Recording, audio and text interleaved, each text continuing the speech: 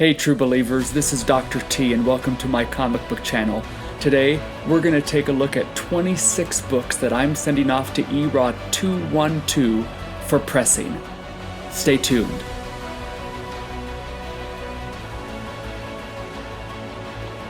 First, don't forget to press the like button and subscribe to the channel.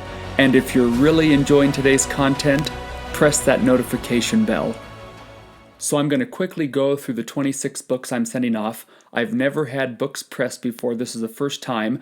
All of these books I've accumulated over the last couple years and am finally ready to send them off, get them graded. So let's start first with this Spider-Woman #1. And I'm also going to indicate what my estimated grade of this book is, and if I have an estimated grade for what its condition is after it gets pressed. So here's Spider-Woman #1, Wolverine #3,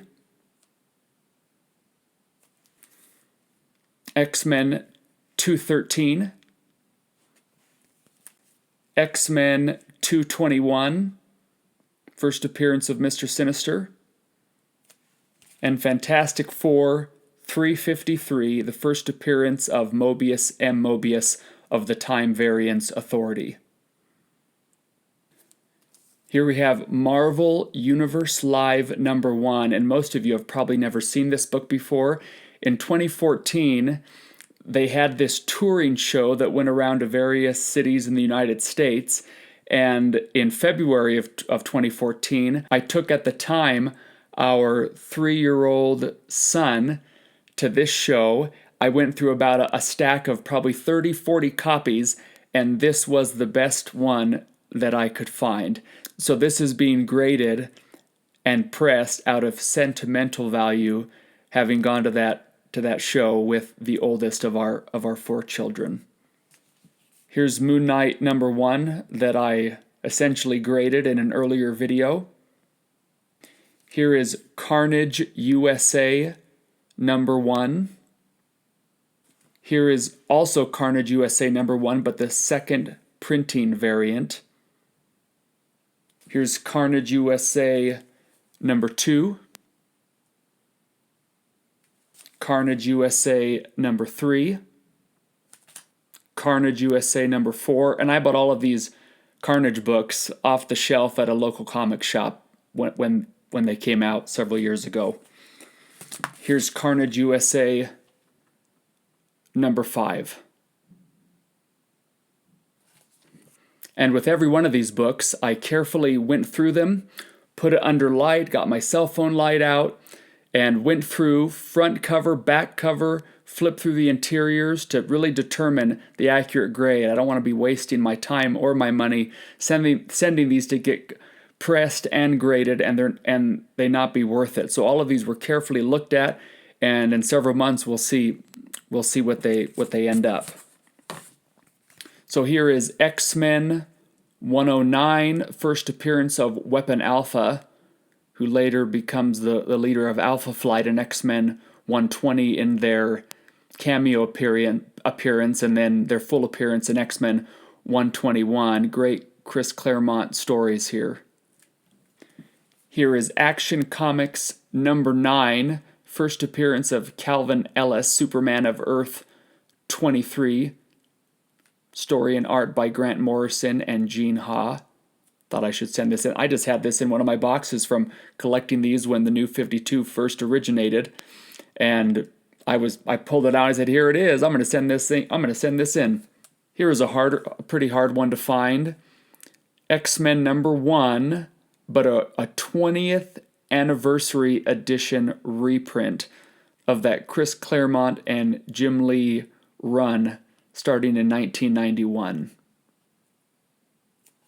Here is a copy of Hulk #1, the first appearance of the Red Hulk. I have 3 copies of this in a CGC 9.8. I have another reader's copy that's probably a very fine minus or very fine grade. And then I picked this one up raw, and we're going to see if it can come back, I'm sure, at least a 9.6. And here is the first appearance of the Spider-Woman Marvel Spotlight, number 32. Here is Tales of Suspense, number 58. I love that classic Cap and Iron Man cover. Here is Captain America, number 117. Of course, you know the first appearance of Sam Wilson as the Falcon.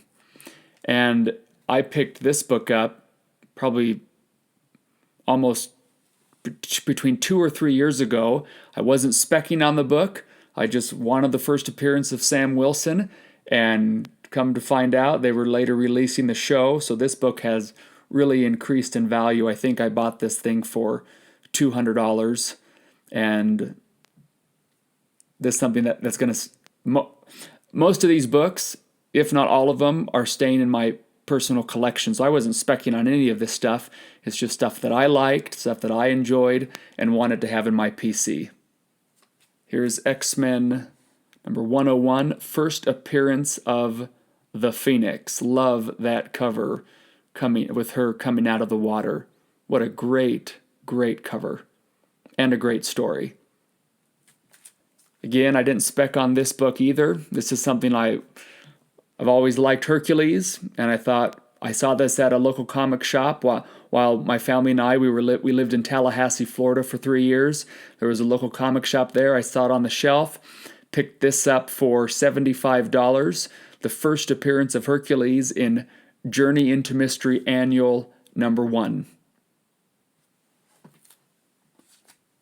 Especially with them just coming out saying, Russell Crowe coming out saying that he's going to be Zeus. Well, you know, if there's going to be Zeus, there's also going to be Hercules, so we have to assume that Hercules is coming.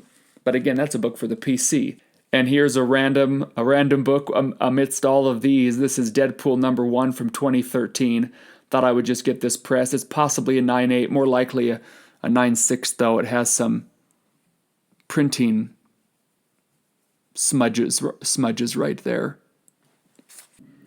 So these next few books are big girl and boy books here.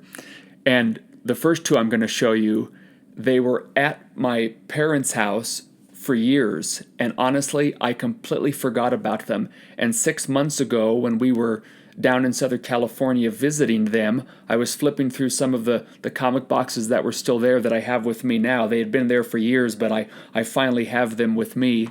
And I found these two books, and I couldn't believe it. I don't remember when. Well, I know I bought them off the shelf. I would have been at a comic shop, and I would have just bought them off the shelf. They did not come in the mail as a subscription, and I could not believe they were in there. And I love this character. I've loved this character since he came out and was introduced in 2011. So I have 2 copies of Ultimate Fallout number 4. Couldn't believe it. Like I said, this is the better of the 2 copies. This one is possibly a 9.8, but more likely a 9.6. But couldn't believe it. Couldn't believe that it was in this condition. It's been in that box for years. Probably at least 9-10 years it was in this box. And then a second copy that is a little lower grade, but both could use a press. And again, thrilled that these were in there. And I have almost a full run of Ultimate Spider-Man, so it was natural for me to be picking up these Ultimate Fallouts and the story of the death of Peter Parker. So that's how these are even there, because I would have just continuously followed that storyline as they killed the Ultimate Peter Parker in 2011.